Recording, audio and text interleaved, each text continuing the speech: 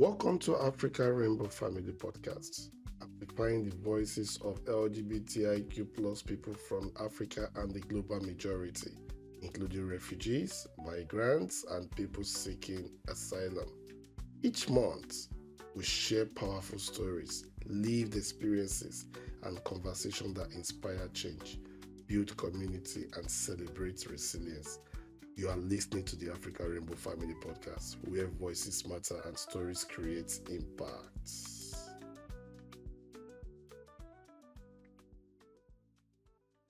Our guest today, his name is Junior. He's an award-winning executive coach and senior leader with over 18 years of experience in leadership and culture. Junior's coaching model is built around the identity at Iceberg, focusing on confidence, culture, and belonging. While navigating the geographical, political landscapes, he is dedicated to creating safe, non-judgmental space where individuals can bring their whole selves. Beyond his cooperative career, Junior is a peer mentor for the NHS and health coach for the charity Time to Be Out. He also works closely with African Rainbow Family as a committed volunteer and ally, providing support to LGBTIQ refugees and people seeking asylum. So I'm going to turn the mic now to Junior. Hello, Junior. Hello, well done. I know I hate scripts, so I'm with you on this one. Okay. I mean, it's my first time doing this. I've never done this before. Well, you've been brave. Yeah.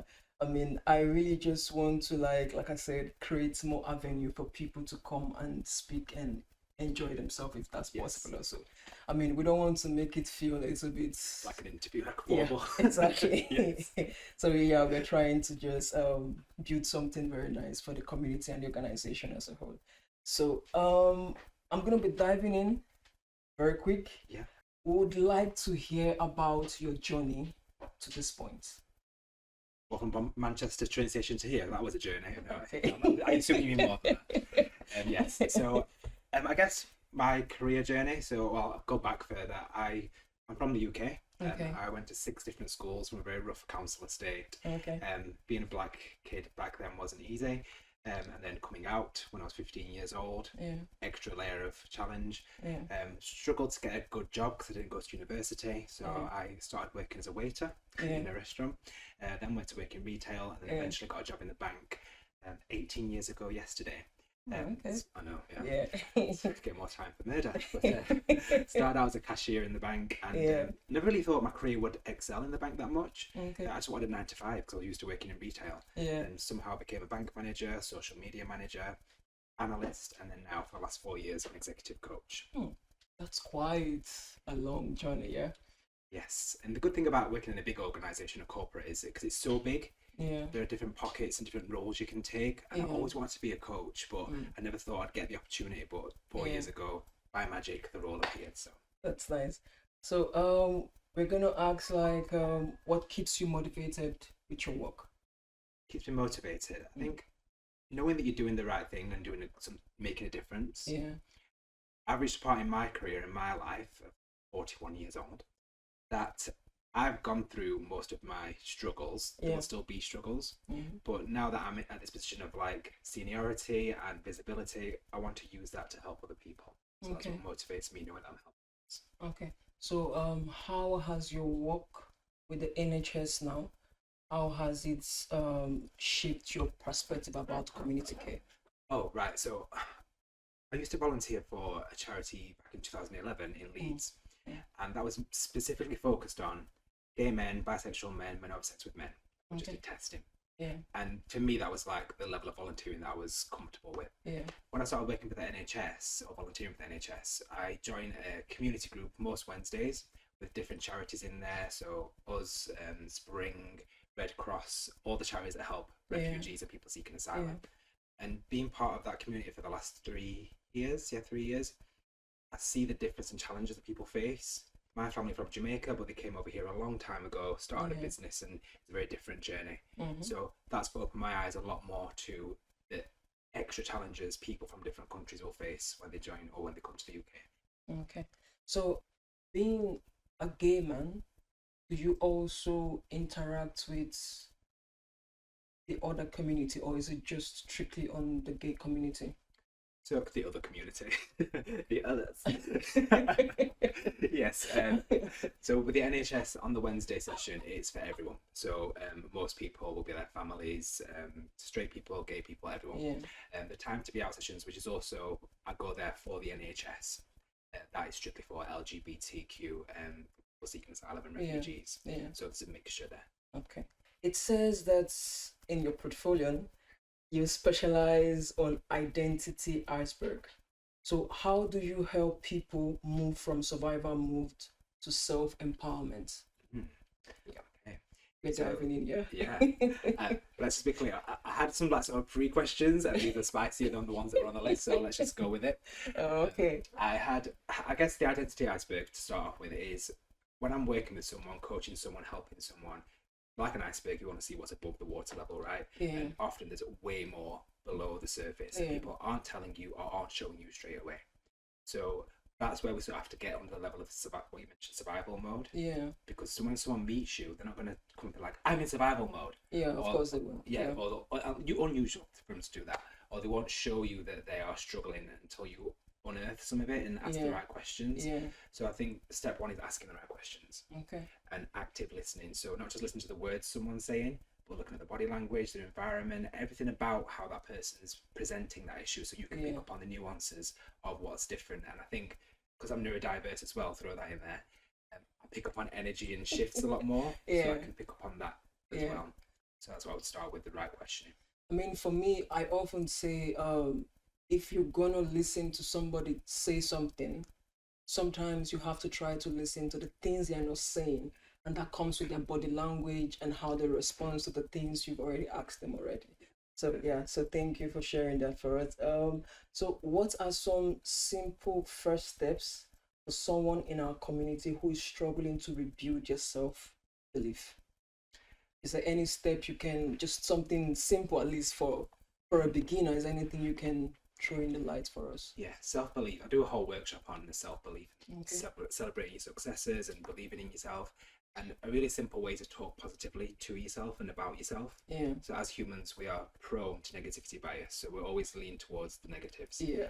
We even find the negative exciting sometimes. So if you meet one of your friends and then they like sit down with you and like, oh, how's your week going? Yeah. And they said to you, oh, well, my partner did this last night. You're like, oh, tell me everything. What did they do?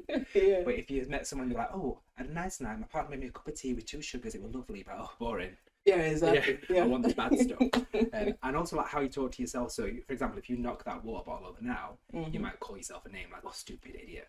But if I called you an idiot or stupid, we'll be outside. Yeah, exactly. So it's like, why do we do that to ourselves? Yeah. So I think step one is being able to talk positive to yourself, recognize what makes you special, because there's always something. Yeah. People really struggle with this. Yeah. So a really good exercise is to think about, in fact, let's do it now. So you think about someone that you care deeply about. Okay. Yeah. So someone that's you're close to, someone you look forward to seeing, someone you'd be sad if they left tomorrow. Yeah. Right. So who is that person you're thinking of? My partner. Okay. So a few things about your partner that made them special. Just tell me. Okay. I could say we could just be randomly having a chat. Yeah. And then she could just find a way to just either give me a pinch, and then that could just make me excited. Yeah. So it's the way it makes you feel. Yeah. Yeah. What makes you special? To be honest, I don't think I've ever thought about that, to be honest. Is the issue, right? Yeah. So if you turn that mirror around to yourself, so if I ask you about your partner, first thing you did was smile and sit up a little bit because you're thinking about them. Yeah. And then without even thinking too hard, you can think of a million things what made them special. Yeah. What made them remarkable, we call it. So why can't we do that about ourselves? Okay. So if I gave you a challenge now I'm not going to write down as many things as you can that make you special and remarkable, you might struggle. You could ask your partner. Think about what that person would say about you. That person you've just reeled off all these great things about, what would they say about you? Because there's always someone in your life like that. Yeah. Start there. Recognize all these little things, because they can be little things, they don't have to be massive things. You want to save the world that make you special. Start there, recognizing those positive things. Okay. I mean, this has gotten me thinking because I've never thought about to be like, what makes me really special? I've never thought about that before, but okay. I'm gonna do that as a little homework for my own self. So I'm advising everybody, just try the little homework from Junior's big books. So just try the little homework, really.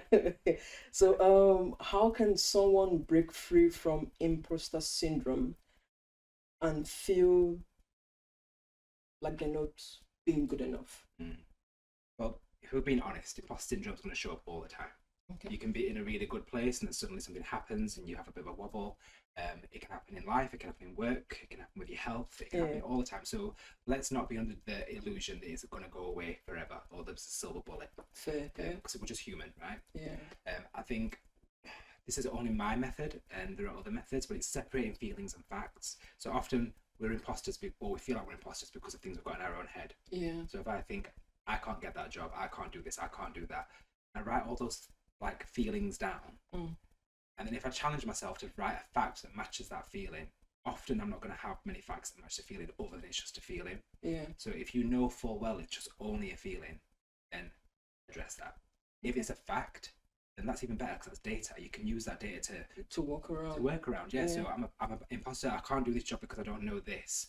Great, go and learn this. Look for something else and do. Yeah. Or learn that particular skill or ability that you need to feel less of an imposter to do that job. So that's telling you the story, isn't it? So I'm very. It sounds very compartmentalizing, but it's just a good way to separate feelings and facts to believe in yourself a bit more. Okay, so it's more like if you believe in yourself more, then you can be able to like separate the facts from the feelings, and that can help you with your day-to-day activities. Yeah, which is why I do at work all the time. Okay. So I use data to tell me the real story. Okay. So what daily practices help someone to stay strong during periods of rejection or isolation from your own big book? Yeah, it's personal, isn't it? So different people respond to different things. Yeah. So I think over my 26 years of being out, I started a journal when I was 15 years old. So I used to do a handwritten journal, got all my thoughts and feelings out. It's interesting, I've got about 6 handwritten books at home, and now I'm on an app, obviously it's 2026, but it's funny to read back and see how confident I was back then, but also so wrong, and all the life lessons that were going to come along the way. So I think journaling is one thing, but it's mindfulness, again, people love it or hate it. Some people like meditation, like breathing, all that kind of stuff. For some people it's just the sense of community and belonging. So being alone sometimes is good to just decompress and process what's happened and deal with whatever's happening to you right now. But then that feeling of community and being around your people and laughing and eating together, all that kind of stuff. So I guess step one is identifying what helps you heal, because no one's going to tell you because they're doing off their own experiences. So what kind of things actually would work for you, and then try and do more of those things. All right. So I hope we are all catching our big book from Junior. So I hope you're taking notes down of everything that Junior is saying and the advices he's giving from his own experience. Because as you said, everybody has different experiences on how they heal or how they relate to issues. We're gonna jump into the mental health. Right. So what practical steps can people take to protect their mental health in hostile and unsupportive environments? This is like an analogy, but when we think about when there's a fire, and there are steps that you take. So you identify there's a risk, you spot the risk in the room or whatever it might be, you raise the alarm. Don't scream your head off, raise the alarm internally that something's not safe here, something's not right, and then find the nearest exit. I mean, let's take yourself to safety. Don't use the lift. Get out in the safest possible route. And then, like with any disaster or tragedy, there's always a risk assessment afterwards, a risk evaluation afterwards. So what made that happen? Evaluate what the spaces you're going to walk into. I'm very cautious of, if I'm going to go to a certain event or environment, I know there might be a risk of more racism or homophobia in that space. So I'm already sort of not on the offense too much, but I'm just prepared a little bit for what might happen. So that's one thing, just being able to remove yourself, identify the threat, and then just make sure you're in the right spaces, in the right rooms. Not every room is for us.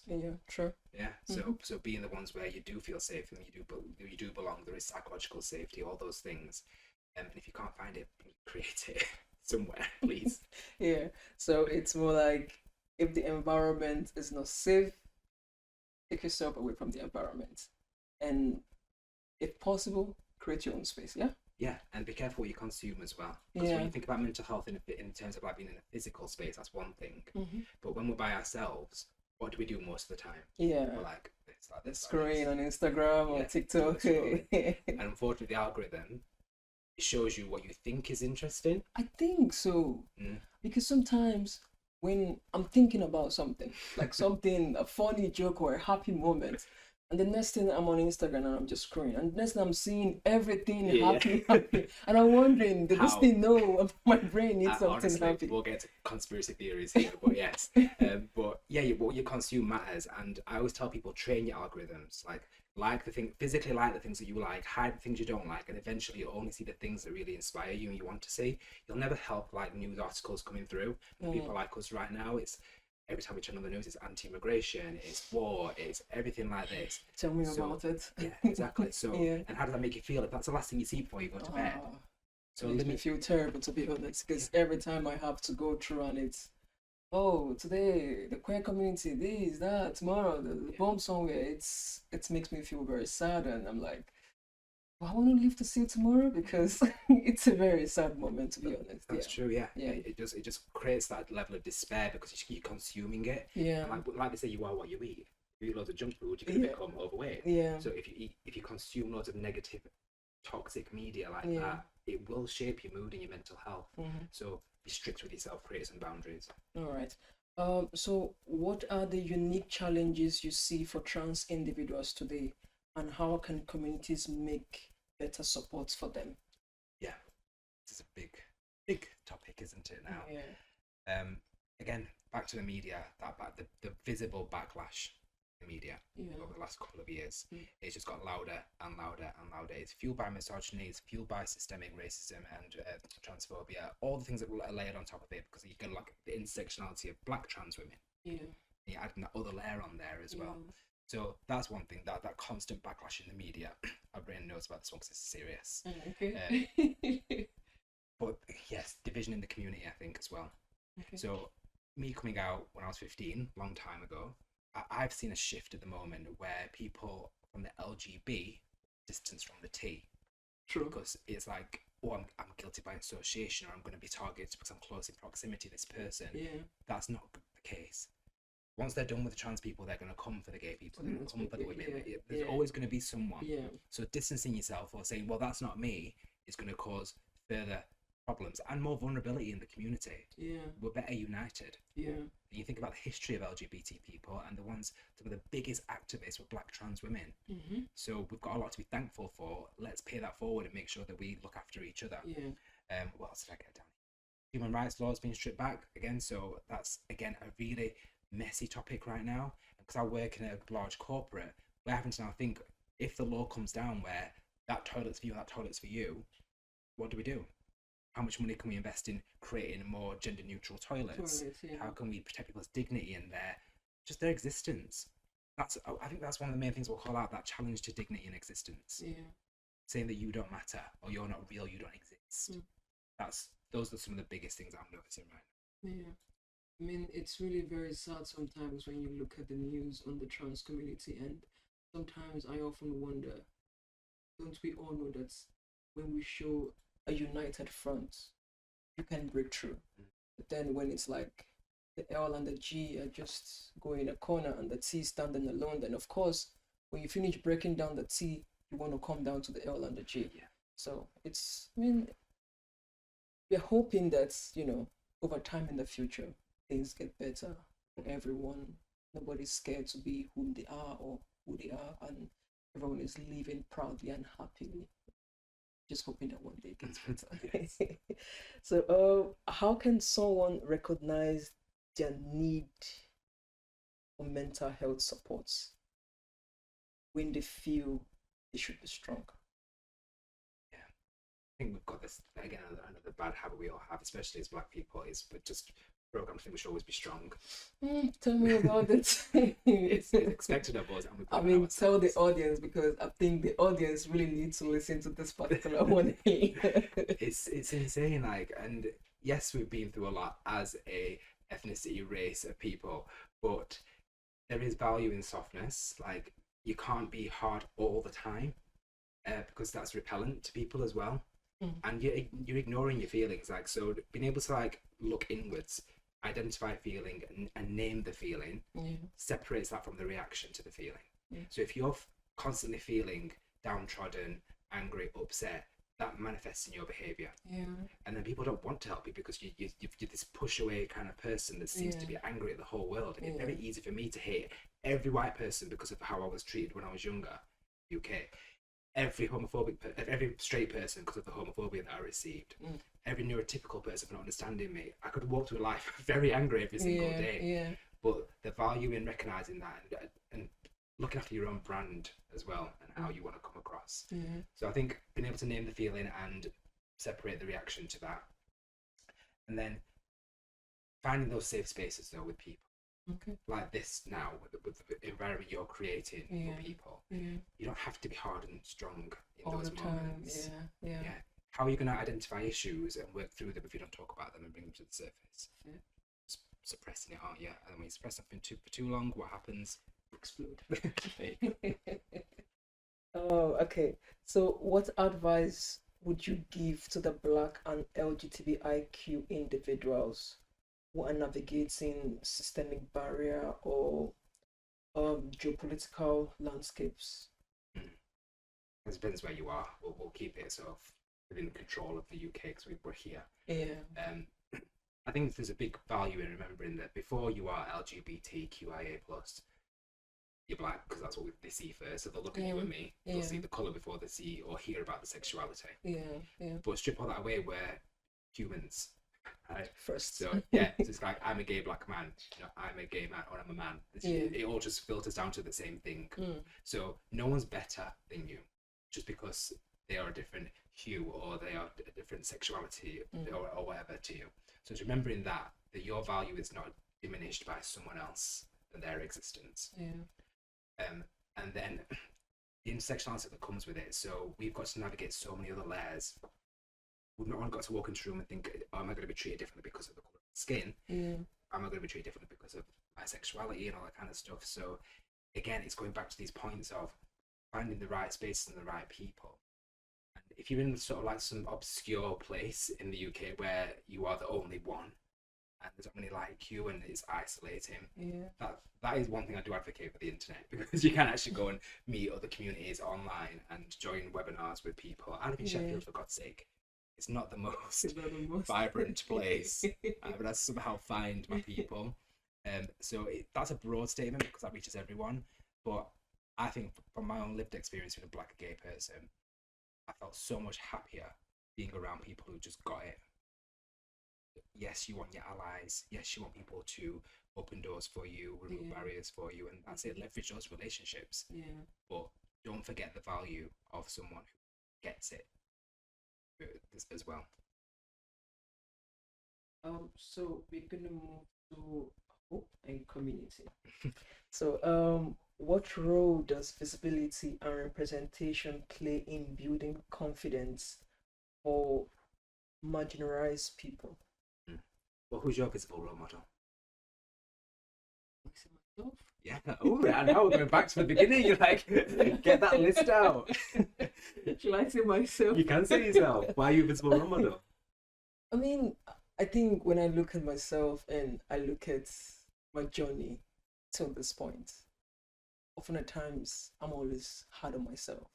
But these days, when I look at the before and the now, I pat myself and be like, I believe that this is you and this is how far you've come. I mean, you're living proudly and happily and you're not so unkind to yourself. So I think myself. Nice. Yes, got a role model in the room. And that's beautiful, and that you identify all of that stuff and that growth. I think the power of visible role models, someone who's been through it, who knows the story and all that kind of stuff, is so important. And I have visible role models, like someone like Lady Phil, who is the founder and CEO of UK Black Pride. She is someone that I met years and years ago, and immediately I was like, oh my God, this woman. For me, in my world, I'm like you in a way that I'm not going to tiptoe around it. I've been in the business for 18 years, and I am out at work and I am visible at work. I do webinars. I work with a lot of people and I do a lot of talent cohorts. I spoke to someone last week, and he said, I remember you from a long time ago. You did this specific thing. I'm like, oh my God, I forgot I did that. But clearly it made a difference to that person seeing me. And he said, you're the first person that made being gay cool at NatWest. And I'm like, I don't know if that's true, but I'll take it. But I'll take it. That's your experience. Yeah. So clearly just seeing me there has spurred him on to think, well, if Junior's there, I can get there too. Like Lady Phil always says, you can't be what you can't see. So you need to have those role models to show you there is a path to get to. Lovely. So what would you say to someone listening right now who feels tired and ready to give up? We are all tired, as they say. Oh gosh. I think there's just this whole thing around, it feels relentless right now. And it's easy to feel hopeless, helpless, angry, sad, all those emotions that come to it. And you're not alone while you feel this way. Yeah. And that's the main thing to call out. None of us are sat here right now thinking, well, I'm fine. I'm not worried. Yeah, everyone's got something. Something. Yeah. So I think recognize that it's normal to feel that way, but this is where expert help does play a big part. So you can talk to your friends, you can talk to someone who is relatively good at listening and all that kind of stuff, but there comes a point where you've got to recognize where is this something that I can fix in-house quite easily by seeing my friends, or do I need to speak to a professional?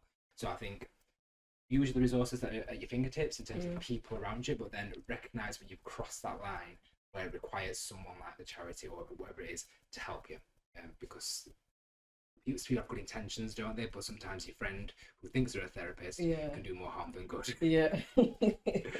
Yeah, that's very correct. So what is one message you would want every LGBTIQ person to remember about their worth and their future? Their worth and their future. Yeah. Crystal ball for the future. I think going back to that word you used before, that hope. And we've got to have hope. You can't think this is just going to get worse and worse and worse. And we'll look at history, look at everything we've overcome as people. Yeah. Everything. You could sit there and read article on book or watch video after video of all the crap that we went through. Yeah. And we got through that. Yeah. So why can't we get through this? What lessons do we learn from that as well? Yeah. So I'm quite stubborn, so I'm like, they're not winning. They're not going to win this fight. Like, I'm here for a reason. I know I have value. I've got a role model sat in front of me. Okay. Yeah. This is it. And actually, that's a really good point. So what you just said there, recognizing how far you've come. Yeah. And now the difference you're making for other people. You didn't pull the ladder up and all that kind of stuff. Something was in you to have that drive to get to sit in this chair today, supporting the African rainbow family and living the best life, as the kids say in the UK. So there's something there around ambition, realistic ambition, goals. So I think people, it's not very corporate, but when you've got something to work towards and look forward to, it spurs you on so much more. And that can be the tiniest thing. Like, I'm going to learn this particular skill by the end of summer. Good. How am I going to do that? How do I break it down? So have an ambition, have goals, reflect, look at where you are, where you want to be, celebrate where you are now. Very important. And be the next role model. Very important. So I'm going to ask you a question. This is from one of the siblings of the family. So she had pointed out something to me, and she mentioned we're having a chat, and we're talking. And of course, the next thing, we're arguing. In place of the arguments, she's crying. Yeah? And then you don't believe her because all the time when there's an argument, she's crying. Yeah.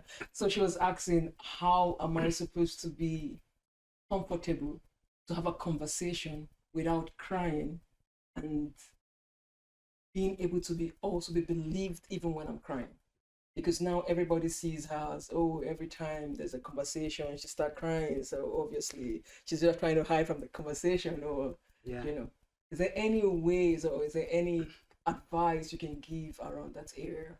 it's quite a broad question because you've got to understand a bit more around why we're crying. So what are these conversations? So if it's a heated conversation Yeah. and your natural reaction to conflict is to cry, Yeah. that's one thing. Yeah. If it's a sad conversation, are you crying? So did she give you more context around? No, she didn't give me more context. She just mentioned, oh, okay, she and somebody they're having issues, and there's a back and forth, and the next thing she's trying to explain herself, and she start crying. But It's it's like like all the frustration cry. time, like it happens all the time. So people now think, oh, whenever she's crying, it's really we used to her crying all the time. Yeah, But now she's trying to communicate and at least not cry, so that at least it feels like, okay, I'm not a crying person all the time in the room. Yeah. even though it looks like going like this, it's just yeah, it's all down to emotional regulation. This, so there is value in being able to control that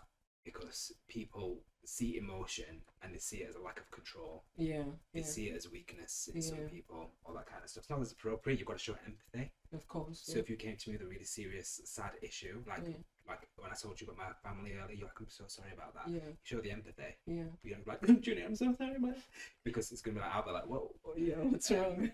So I recommend that she looks into some, like Paul Gilbert's emotional regulation system talks about how you can regulate your emotional responses better.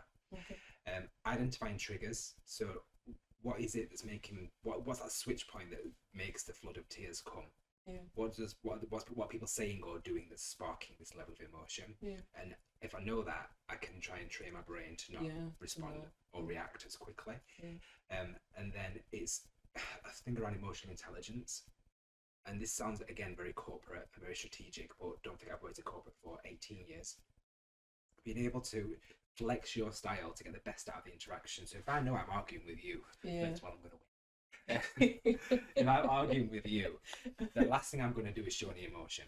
Like, unless it requires me raising my voice. Yeah. I'm going to observe what you're saying. I'm going to observe how you're saying it. Yeah. I'm going to think about what I'm saying next as you're talking, which is not active listening, but I'm trying to get my argument across. Yeah. But under no circumstance am I going to show you that any tears. Yeah. If I'm trying to negotiate with someone, again, I'm meeting them halfway where they're at. Mm-hmm. If they're an aggressive person, how can I sort of like get a middle ground with this? Yeah. If they're a very sad person, how can I lift them up a little bit so we've got an even playing field? Mm. So I recommend this sibling gives you a bit more context, or reaches out to me directly to talk about the emotional regulation system, because it sounds like that's the driver. Okay. Thank you very much for coming here today with us, and thank you very much for being a member of our very first podcast. It's the very first one. So thank you for the experiences you've shared, and thank you for everything you've said to us today. I'm hoping that the audience, you really enjoyed it the way I enjoyed it, and I'm really hoping to keep working with you to keep learning more about how to stand out or how to expand my books the way I've seen your books go. So thank you everyone for joining us today, and would like you to please subscribe on our YouTube, and also same time, same podcast presenter Alexandra. So have a good day and bye. Thank you for listening to the African Rainbow Family Podcast. If you enjoyed this episode, please share and subscribe it, and follow us to stay connected with voices from Africa and the global majority. To learn more about our work and get involved, visit African Rainbow Family website. Until next time, stay empowered, stay connected, and remember, you are not alone.